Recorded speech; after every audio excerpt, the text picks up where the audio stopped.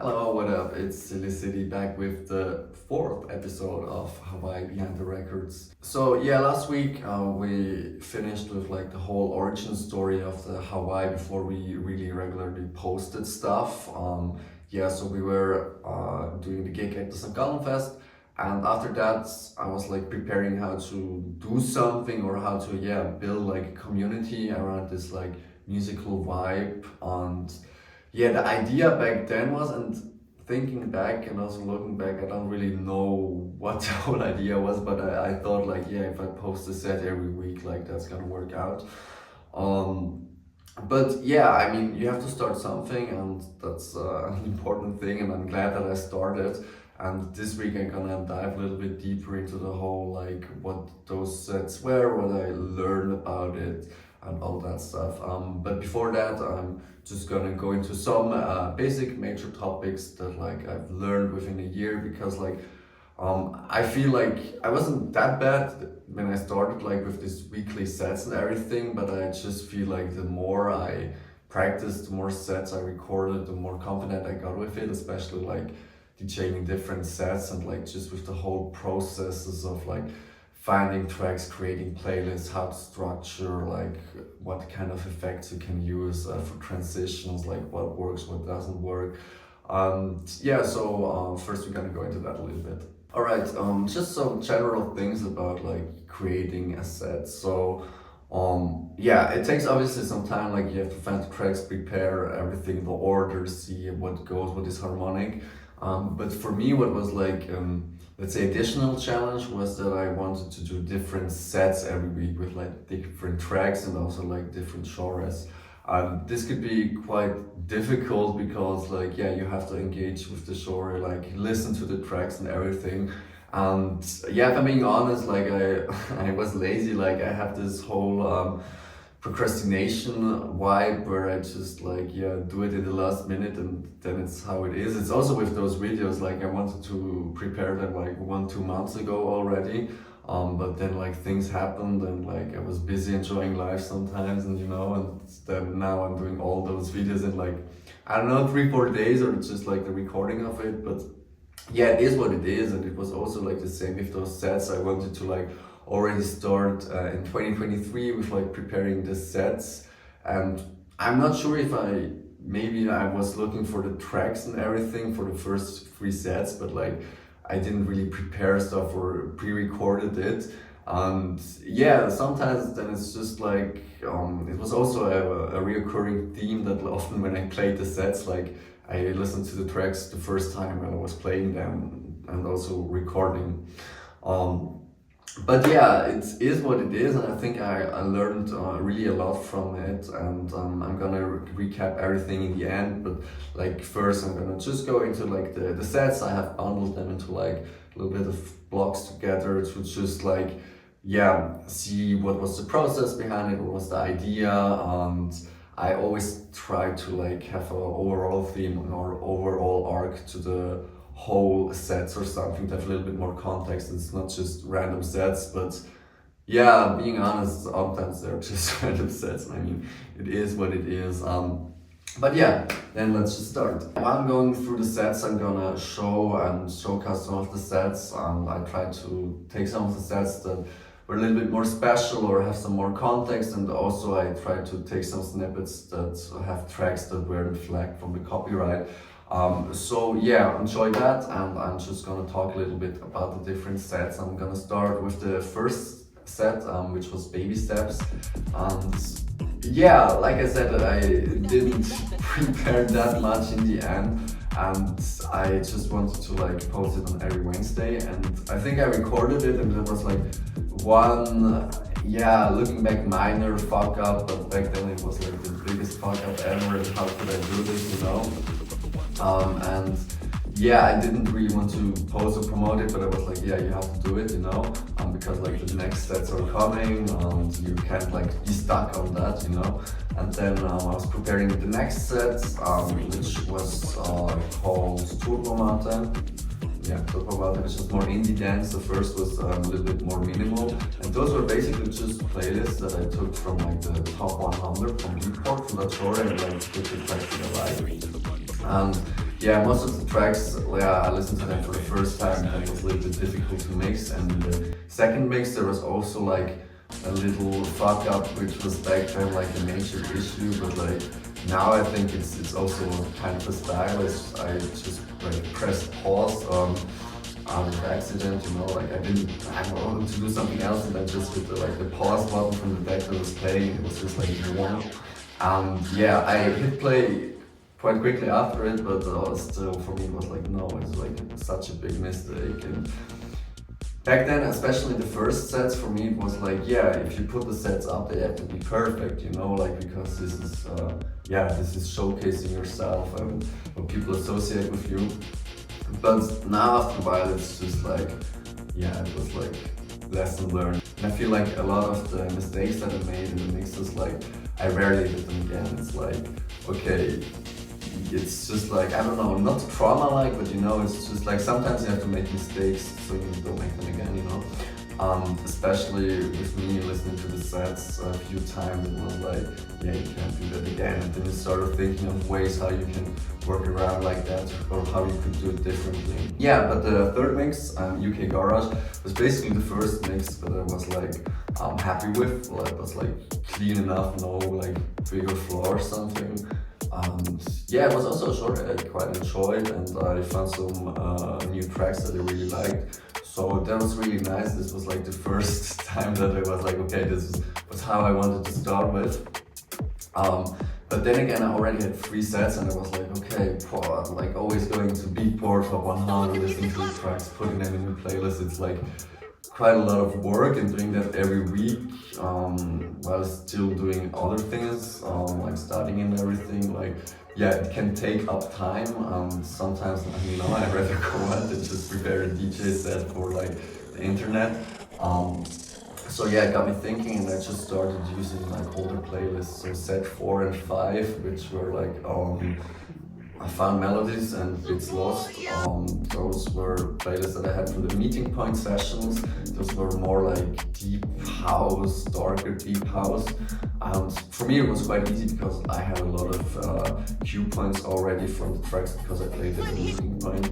And then yeah, I could easily just mix them together and the songs also fit well.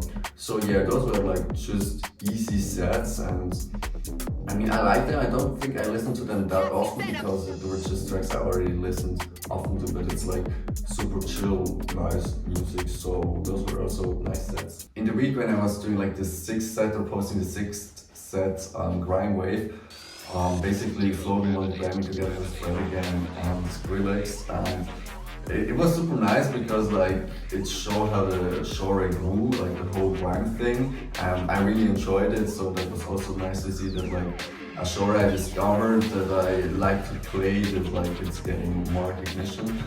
So that was a cool thing. But it was also the first time that I really like had issues with the copyrights, because some of the tracks were like flagged by copyright. So I couldn't really upload them, and like usually some tracks are not available in like Belarus and Russia. Yeah, but like it was all over the place, and it was like blocked in all territories. So I was like, okay, I have to change the tracks and everything. And I don't know, it was really the first time I had this issue, and I know I was so confused and overwhelmed, you know, because I didn't really know what to do. Like I had to re-record it, but I was like, oh damn, I have to search new tracks, and like the whole process into recording one set for an hour, and then like most of the times like it was the second take or third take in the beginnings where I was recording, you know, it wasn't like I went there, mixed and it was good. It was like it had some fuck ups and then I restarted it or something, and it was like if it didn't have that many major fuck ups, it was good enough, you know. And then having to like until you had a good set, and then like seeing, okay, you can't upload it or use it properly, you have to redo it. That was kinda, yeah, annoying for me, but I mean, fair enough, like I understand it is a game, but yeah, that was, yeah, so a little bit more work, and it just also shows like there are so many hidden things that I didn't assume, and just with the like the weekly DJ sets, But yeah, this was a learning thing, and then like at some point you figure out ways to know in advance which tracks are copyright flagged or not. Yeah, but that was a learning point.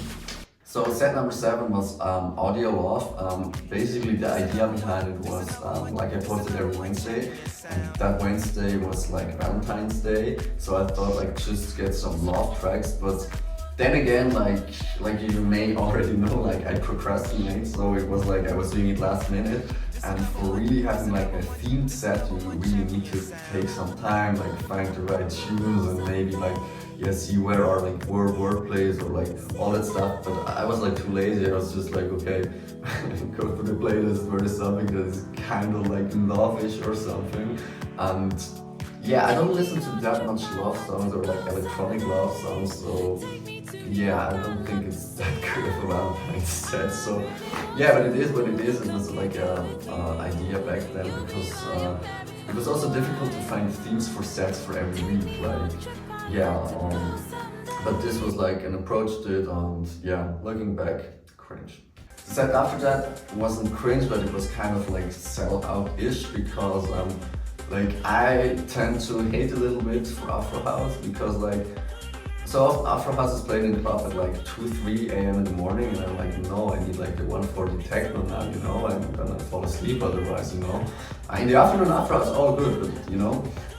But then it was like, okay, let's just play a set or something, and yeah, was going to the Beatport and top 100 Afro House tracks, took some tracks and mixed it, and I mean it's nice, but I don't know, it's I don't really like the genre, I guess. The next 2 sets, Liquid State and Chill Pill, were basically liquid drum and bass and a progressive house set, and this was more like, I was talking to some friends that was doing the sets, and they were like, yeah, if you do a set in like liquid drum and bass or like in progressive house, I'm gonna listen to it. And I was like, okay, yeah, fair, I'm gonna do that. But the issue is, if you go like to the shore, there's a Beatport that they tell you, and like you search for the tracks, like it tends to have tracks in there that are not that genre, or not the way that people or your friends associate that genre. And then yeah, I think the liquid drum and bass set after like 2/3 or something, it's just like drum and bass and not anymore liquid drum and bass. So yeah, but I think what I learned from that is like, if you really want to like record a set for friends, or yeah, just get a playlist for them and like let them choose the tracks and just play them. I think it's way easier, and yeah, does more the thing that you want to do, like, you know, make them happy, listen to their music. I mean, it could also be cool if we can show them new music, but if they like listen to a genre you don't really listen to, I think that could be quite difficult. Or yeah, that was my experience at least. Those were basically the first sets and like the first learning iterations. After that it was more like, okay, I need to like organize this a little bit more, because I think I also started with the tracks like for the Unofficial Summer mixtape last year.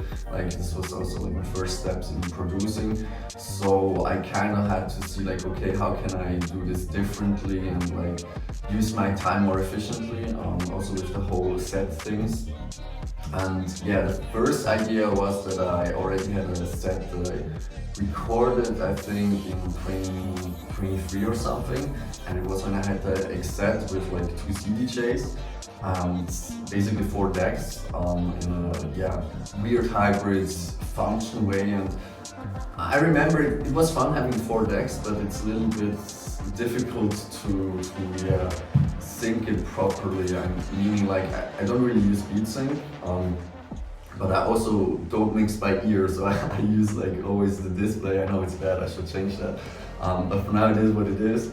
And if you have the X set and then the CDJ on the side, you can't really see it. So I was like, yeah, that was not what I wanted to, and I realized I need 4 CDJs for that. But yeah, this was a set I recorded back then. I think it was also with some videos. I have to see if I still have the video somewhere, then maybe I can pull it up.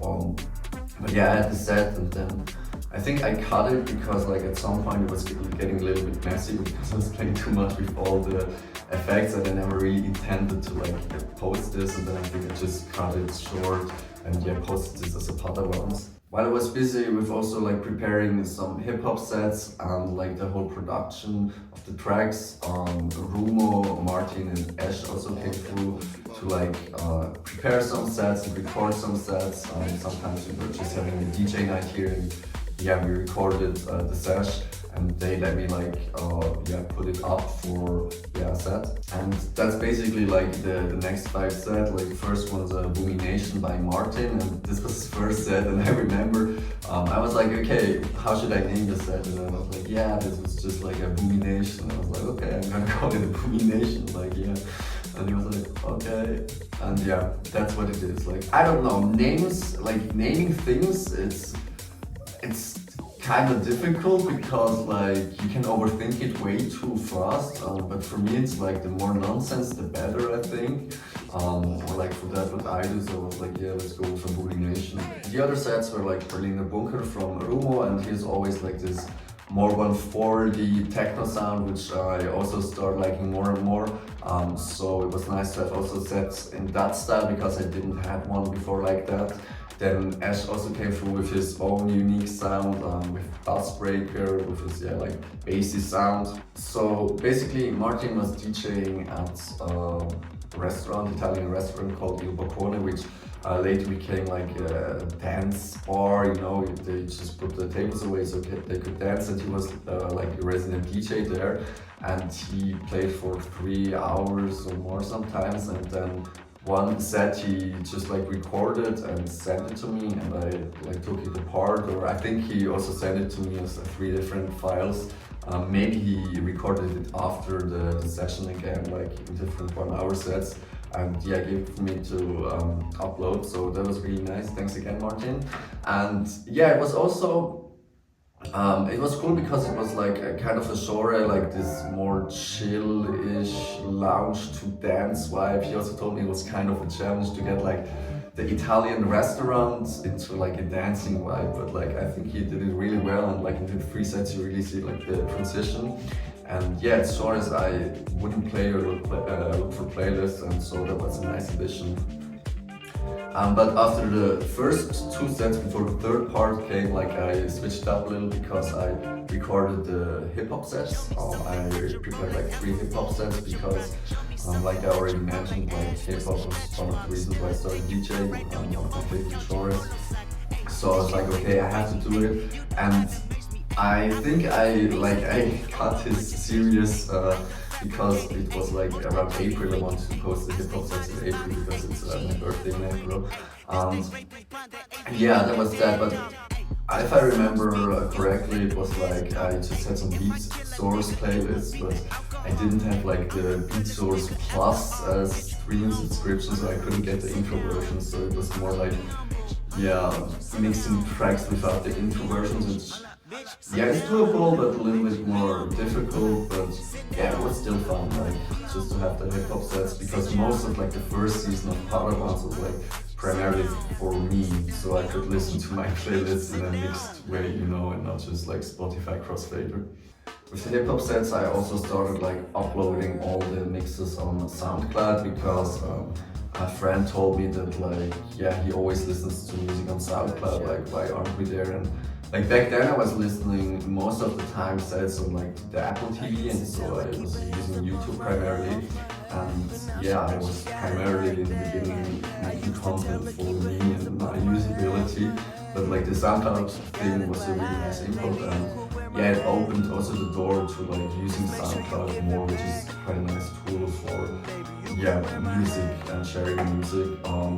So yeah, it was chill, gave a little bit of the kickstart, because at some point you have to go on SoundCloud and figure this all out, that they really have nice things to support artists. I haven't dug deep enough into it, but I think there will be so many options. So after the hip hop sets, the third part of Martin's set was released, and then also some more sets from my friends, and McLovin had some sets, and Ash, and some of the sets, like the sets, how they're called, More Vibes and Momona Street from Ash and McLovin, those were initially planned as video sets, but yeah, it wasn't that usable in the end, and we like just decided to like put it into a Padawan set. We're gonna talk about that a little bit more in the next video when we go into the whole video sets aspect. But yeah, those were also like funny sets to listen to. Then the last two guest sets for that time were again from Rumo with Miso Miso, and then also like B2B from Rumo and Ash. I mean, it's not a traditional B2B where they changed every track. It was like, I think the first half is Rumo and the second half was Ash, and it was just like we had a DJ sesh and they were like, yeah, playing, we recorded it. And I think I wasn't even in the DJ room, I was just playing FIFA with some friends the whole time. But yeah, it sounded nice, and yeah, it was also nice to have like a different vibe, like them playing together. And yeah, it was also cool that they just like from themselves were like, yeah, we can record this and then we can use this. So really grateful for that. Thanks to Dash. So I see that this video is already getting longer than I expect. Like this is always happening. Like I'm such a yapper. I'm sorry. It's just my life, you know. But basically the next Padawans were more like filler episodes. I mean, everybody knows anime knows filler episodes. It's basically, it's not part of the main story, but like since you deliver weekly stuff, you still have to deliver some content of entertainment, I guess. For me, it was like I was in my last semester where I had courses, and then like I don't know, I was so busy and I was still working a bit. I had to prepare the civilian service and like this whole HWY stuff. I still want to do like this whole weekly stuff. And I was like, okay, I just need something that I can do like easily. And then I just started to take some former Padawans playlists and yeah, just mash them together and create some playlists. But then again, I was like, okay, this is a little bit too boring, and then I just started to add in DJS. Like I had it for like over a year or something, but I never really used it.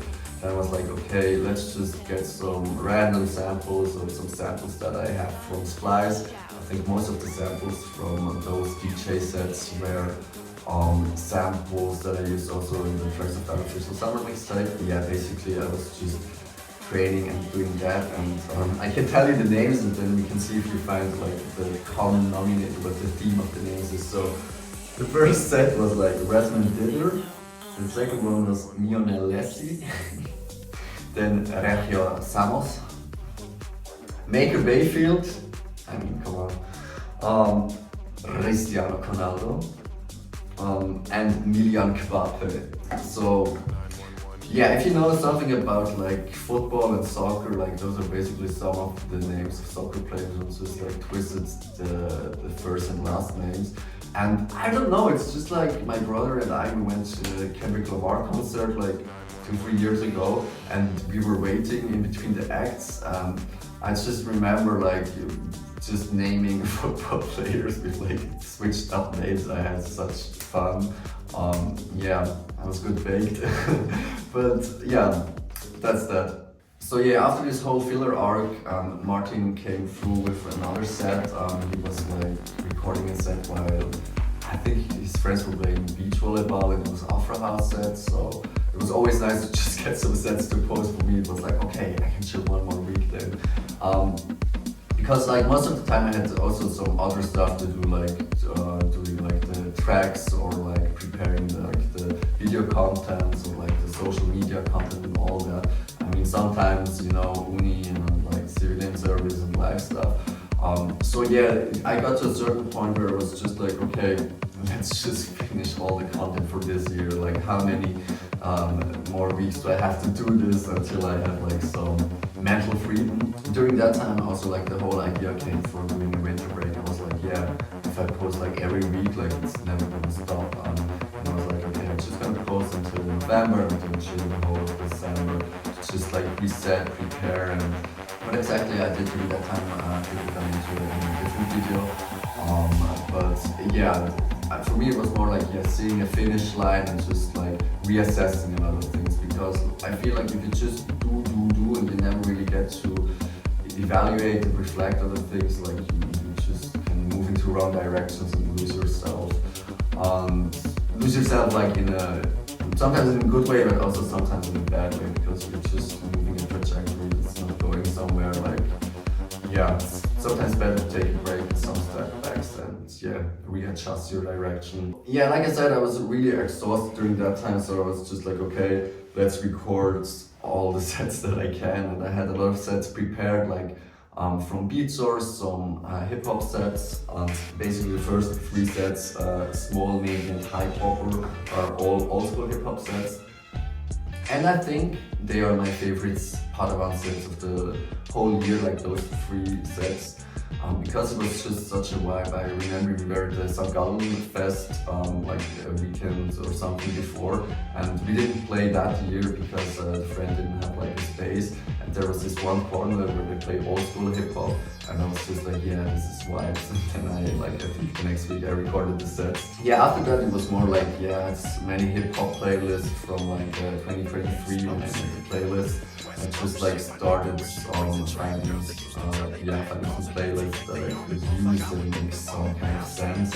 And I'm gonna be honest, like some of the sets are so random with like the track selection, like some transitions are questionable at least, you know. And I remember like I recorded like 3 or 4 sets at the same time sometimes, you know, and then you can't really care if everything is perfect. And I remember I often did it like into the night, and then I was just like, okay, I'm gonna write down like at which minute I did fuck up, and then I'm gonna try to fix it in post-production. Yeah, I'm kind of sorry, but like most of the time, like a lot of those sets have like some edits in it, so it's not all like clean live mixed. But it was just like I wasn't able to like record again the whole mix just because I fucked up somewhere. I was like, yeah, I just need to finish and reset and like start fresh at some point, you know. But yeah, I hope you can forgive me, and if not, like, yeah, it is what it is. So I'm not gonna go too much into the sets in here. I mean, they are most of the times 2 sets that have like similar vibe. Like I said, the first 3 sets were old school hip hop. Then we have HWY, which are like some more chill hip hop. And yeah, then it's a trap and trapper, which are basically more trap. But then again, I have to say, like, those were a lot of like just playlists or tracks I already had, and I was like, okay, what genre could that be? I wasn't like, okay, let's go into that genre and dig deep where the tracks are. Yeah. Then flora and fauna in Swiss German. I don't really know. I think this was a playlist that I just made some tracks, put them together that I found nice at a certain point, and also more like chill vibes, but at some point I didn't really know how to categorize the genres, and yeah, I just made up random names, you know. Mix number 43, this one has more of a theme, NNC, which is basically short for Netflix and chill. And this playlist like originated in Ibiza, I mean already before that, but Sergio, which I already mentioned in an earlier video, he had this playlist which was like, a bedroom playlist, you know. Yeah, so like the name suggests, it's a good playlist to play in the bedroom. And when we were in Ibiza, like another sergeant, a friend of ours, was down by the pool with like a girl, and we were playing the playlist really loud upstairs. And I mean, no joke, they really married like some years later. I mean, we still say it's just because of the playlist, you know, it's not just because of that, but we still think it's just because of the playlist. So yeah, good playlist. I think I added some more tracks, but I think more than the first half or 2/3 are like all original tracks from his playlist. So yeah, thanks Sergio for using your playlist. The next one is also a little bit special, Baila Guaracha, and this was because Ash just showed me like this short guaracha, and yeah, we found some tracks on Beat Source, and initially I wanted to like record this set with him, B2B, but yeah, at some point I was just like, okay, I have to record it, I can't wait until like Ash, and I find some time to record it and prepare it, so yeah, that's that. It's a fun genre, like it's really nice. I didn't know it, and it was a good exploration. So the next 2 sets were Yikes Part 1 and 2, and Yikes Part 2 is basically a friend group from like a university club, and yeah, I don't know, it's just one could say, you know, some white people get lit to a little bit, but also like a little bit more modern and some nicer tracks. So I don't know, I like Yikes Part 2 a little bit more because everybody knows Yikes Part 2 are the real ones, you know. And then the next set was basically the end of this whole non-electronic arc, and this is basically, yeah, Endstation. It's like all those songs you play at the home party at 4 a.m. and stuff like that. It's like, I usually don't like these tracks, like if I like them I have to be really drunk. Yeah, it is what it is. I don't know, I just felt like this genre or this kind of music I also wanted to have a mix for that. Yeah, so I did it. To cap off this whole Padawanz season 1, we had like 2 sets at the same day. Number 48 was Groovy Days from Rumo. He was like, yeah, I have this set. This is also really nice, so thanks Rumo. And then I also like had a breakbeat set prepared for the video sets, but I didn't really want to record it because I was like, yeah, I don't want to do video sets, it's too much work. And yeah, basically then we had the DJ sesh and I had this playlist of like 2.5 hours of tracks, and Rumo and Ash also wanted to play, so I knew I could only play for like an hour, and I just like mixed all the tracks really quickly, which is unusual because normally I just like play more of the track or like long parts of the track, and then I was like, okay, I just can play like 1.5 minutes or something. But it was also nice because like most of the tracks, like yeah, most times I didn't really listen to them before, and I was just like freestyling, mixing them. And for that I think it was, yeah, quite nice. And that was also mix number 49, so I could like start season 2 with mix 50. So I've been talking for so long, I want to keep this video shorter, but yeah, I can't help myself, I guess. But I'm just gonna take some learnings or takeaways from this whole like process in Padawanz season 1. And basically the first thing is like, just do it. I didn't really have a big plan when I started doing those weekly sets. Looking back, it maybe was a little bit naive and stupid to just think you can do sets and everything works out. But if you start doing something, you like figure out your path, you know. And then with doing all these sets, my DJ skills improved mad. Like, I think I already told that Ash and I had like a goodbye party at a meeting point, the club from university. I don't know, just with all the experience from playing different genres, at some point like you just feel like you can DJ everything. And it's also what I'm trying for the season 2 of Padawanz. Like I already have most of the playlists prepared, but I think I'm just gonna play them and see how it works out and not prepare too much. But yeah, we will see about that. Another thing that I've learned, or a lesson that is really valuable for me, is like, not everything has to be perfect. Like I said in the beginning, I thought like every set has to be perfect, there can't be any mistake or issue. Because like, yeah, you are recording it, you put it up, like you would have enough time to make it perfect, you know. But for me it was not about delivering perfect content. For me it was about consistency and improving. I really felt that I improved in so many ways, not just DJing, but the whole production aspect of it, like how to prepare sets, how to select tracks, and like everything else that goes into it, the whole copyright thing. So I don't know, you don't know what you can learn if you don't start, you know. You think like, okay, there's only this and this that can happen, but if you start, you see there's so much more behind it, and yeah, it can be quite fascinating. So yeah, don't hang yourself up on everything having to be perfect. Like sometimes the imperfections make things perfect for that moment, you know. The last thing is like, play genres that you like.